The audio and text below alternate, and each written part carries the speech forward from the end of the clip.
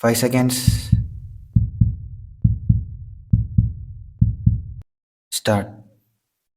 மாண்புமிகு மேலவை தலைவர் அவர்களே, முதல் துணை மதிப்பீட்டின் அடிப்படையில் மேலவையில் எதிர்க்கட்சி தலைவர் அவர்களும் மற்ற கட்சி தலைவர்களும் உறுப்பினர்களும் தங்களுடைய கருத்துக்களை விரிவாக எடுத்து கூறியிருக்கிறார்கள். பொதுவாக இன்று அதிகமாக பேசப்பட்ட விவகாரம் அண்மையில் அறிவிக்கப்பட்ட ஊதிய உயர்வுகளை பற்றியதாகும். ஏற்கனவே இரண்டாவது சம்பள குழுவின் சார்பில் அறிவிக்கப்பட்ட பரிந்துரைகளையொட்டி ரூபாய் 22 கோடிக்கு மேல் அரசாங்க அலுவலர்களுக்கு அரசு ஊதிய உயர்வு அளித்ததை பற்றியதாகும். இரண்டாவது ஊதிய குழு தன்னுடைய பரிந்துரைகளை செய்ததையும் நாட்டில் அனைவரும் வெகுவாக வரவேற்றதையும் இந்த அவையிலுள்ள மாண்புமிகு உறுப்பினர்கள் நன்றாக அறிவார்கள்.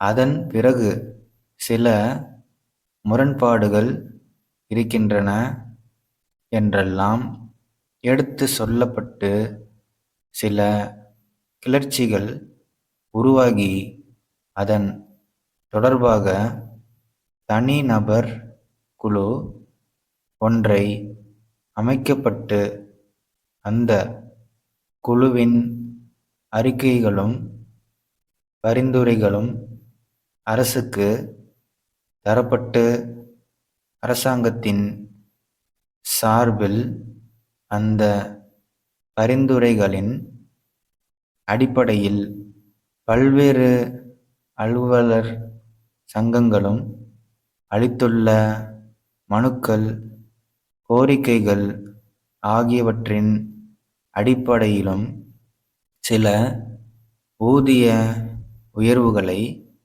இந்த அவையில் அறிவித்திருக்கின்றேன். இங்கே பேசிய உறுப்பினர்களெல்லாம் தனிநபர் குழு சரியாக இயங்கவில்லை என்ற கருத்தையும் இன்னொரு குழு அமைக்க வேண்டும் என்கிற கருத்தையும் வெளிப்படையாக இங்கே சொல்லிவிட்டார்கள்.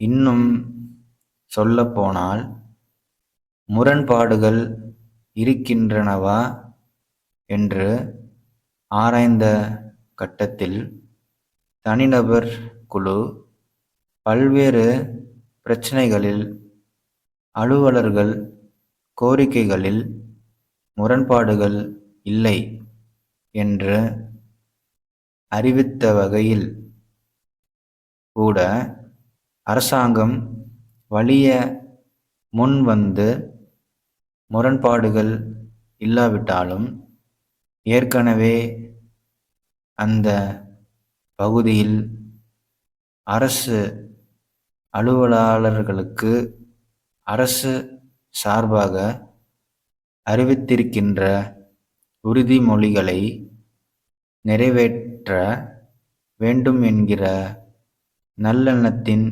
அடிப்படையில் ஊதிய உயர்வுகள் இங்கே அறிவிக்கப்பட்டிருக்கின்றன.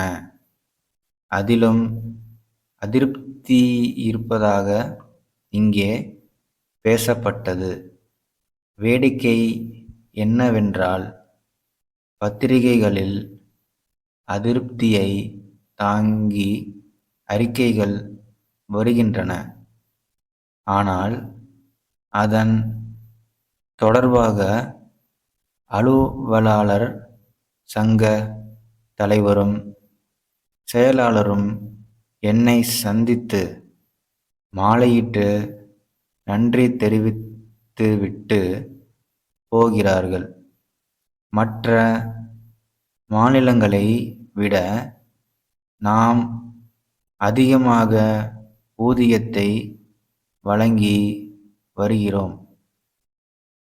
சென்னை தொழில் முன்னேற்ற நிறுவன அபிவிருத்தி அதிகாரிகளிடமிருந்து பொன்னேரி தொழில் வளர்ச்சி கூட்டுறவு சங்க செயலாளருக்கு எழுதிய கடிதம்.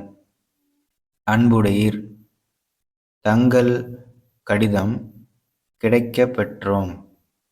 தங்களுடைய கடிதத்தில் கோரியிருந்த விவரங்களும் தொழில் தொடங்க பெறுவதற்கான தகுதிகளும் வருமாறு: தொழிலில் பின்தங்கிய பகுதிகளில் எதிலேனும் தாங்கள் தொழில் தொடங்கும் நோக்கம் கொண்டிருப்பின், நிதி உதவியுடன் பல்வேறு சலுகைகளும் தங்களுக்கு கிடைக்கும்.